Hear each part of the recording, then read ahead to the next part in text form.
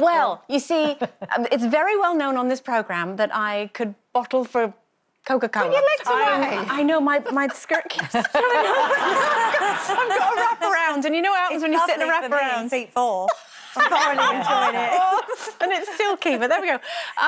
But I realise now, actually, I don't necessarily bottle. I realised after listening to Stacey, who is very wise, actually what I do is I just think, just let it go. Just let it go. So I don't necessarily hold on to it. What is the difference? Because it's quite a fine line, isn't it?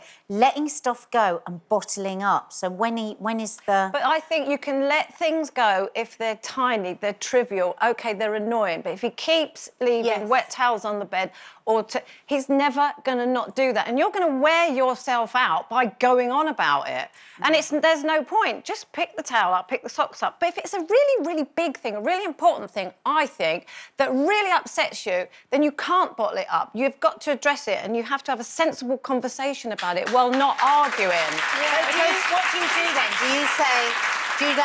Do you bring it up as a separate thing? Do you say, there is this thing and I want to talk to you about it because it's... Yeah, I do, but after we've had, like, a couple of glasses of wine, not when we've had 20, but when we've had a couple, so it kind of relaxes the conversation, then bring it up. And then you just find that everybody's a little bit more amenable and a bit more, you know, open Convivial. to... Yes, exactly. It's difficult, but, yeah. I always get annoyed that I try and do things, you know, I try to not bottle things up, but then I try to let things go because everyone's got an opinion on what you should be doing for your perfect relationship. So now I just do what works for me, which is... Which is... and does it work for him, Stacey? Well... This is brilliant. I like to write down...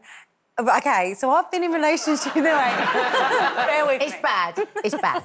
I've been in relationships before where I've been told what has happened and I've been convinced myself that that's not the way that it went, but had no proof. Yeah. So now I like to just write it down. If something's bothered me or upset me or an event has taken place in which I feel I might want to refer to at some point in the near future, I think you're wise. You're a wise woman. And not to... You dated? Yeah, well, I'll write, like, today, Tuesday.